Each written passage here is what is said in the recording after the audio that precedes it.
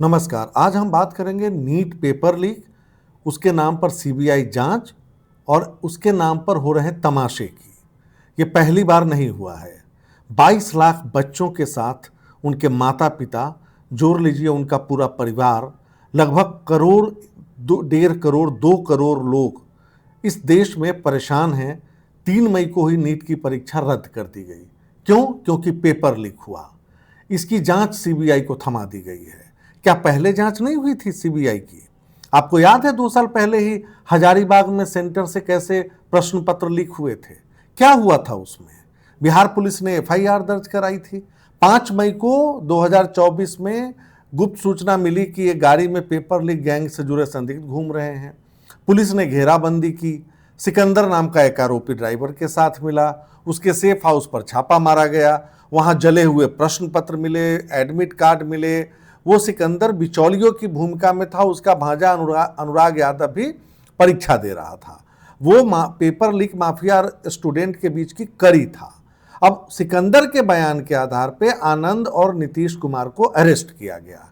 ये दोनों कौन थे? अमित और नीतीश दोनों संजीव मुखिया गैंग से जुड़े हुए थे। संजीव मुखिया गैंग जो नोटोरियस है, पूरे देश को तबाह कर चुका है। न जाने कितने परीक्षाओं के पेपर वो लीक कर चुका है। ये नीतीश और अमित दोनों एक ही जगह रहते थे। बीपीएससी में भी उनकी सेटिंग थी। और क्या हुआ? मतलब 90 दिन के भीतर सीबीआई चार्जशीट दाखिल नहीं कर पाई। उस संजीव मुखिया को जमानत मिल जाती है अदालत से। ये कैसी जांच है? हम कैसे भरोसा करें कि इस बार भी जांच अच्छी होगी और दोषी जो हैं वो पकड़े जाएंगे? मतलब, और यही नहीं, जनवरी 2025 में आयुष राज को पहले जमानत मिलती है। कोर्ट ने कहा कोई सबूत नहीं है। वो 8 महीने से जेल में बंद था। फिर सिकंदर, अनुराग यादव, उनको भी जमानत मिल जाती है। सिकंदर के वकील अपूर्व हर्ष ने कोर्ट से कहा कि कोई सबूत नहीं है, मान लिया गया। तो जिस सीबीआई कोई सबूत ला नहीं सकती, उसको उसका क्या कहा जाए? वो तो कहिए कि संजीव मुखिया और केसेस में संलिप्त है जिसके कारण अभी जेल में है। नहीं तो नीट पेपर लीक में तो वो जमानत पर है। मतलब मास्टरमाइंड जमानत पर है भाई, क्या कहा जाए? और उसके खिलाफ क्या कोई पहली बार नीट का पेपर लीक करने के आरोप लगे थे? 2017 में भी उसने नीट की परीक्षा में पेपर लीक किया था। वो सिंडिकेट चलाता है, नालंदा में खुलेआम घूमता है। क्या बात कर रहे हैं? दूसरा देखिए, बीपीएससी टीआरई 3 2024 तीसरे चरण की परीक्षा का पेपर लीक। उसमें संजीव मुखिया, उसका बेटा डॉक्टर शिव, परीक्षा रद्द करना पड़ा। 67वीं संयुक्त प्रतियोगिता परीक्षा जो बीपीएससी की होती है, उसमें भी उसके तार जुड़े हुए थे। बिहार पुलिस भर्ती 2016, उसमें भी उसका हाथ था। बल्कि यूपी और उड़ीसा के भी कॉम्पिटिटिव एग्जाम्स में उसके तार जुड़े हुए हैं। उसने पेपर लीक कराया। झारखंड में भी ऐसा ही कराया। अब ये क्या कहा जाए? तो ऐसे संजीव मुखिया जो आपके स्क्रीन पर हैं, वो जमानत पर हैं एक तरह से, मान लीजिए। दूसरे केस को छोड़ दीजिए जिसमें जेल में है, इसी नीट परीक्षा के पेपर लीक के मामले में। और तो और आपको याद होगा, वो पेपर लीक जब हुआ था, स्ट्रांग रूम से हजारीबाग के ओएसिस स्कूल में पहुंचता है। और ये माना गया कि जिस केस में वो रखा रहता है प्रश्न पत्र, वहां से निकालकर उसको उसकी फोटोकॉपी कराई गई।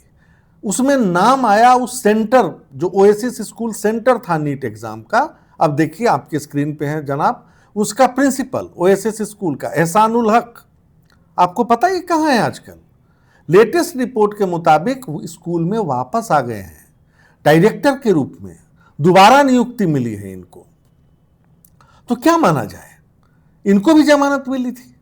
मतलब कैसे हम भरोसा करें कि नीट एग्जाम क्या पेपर लीक के जो जांच हैं वो सही तरीके से आगे बढ़ेंगे?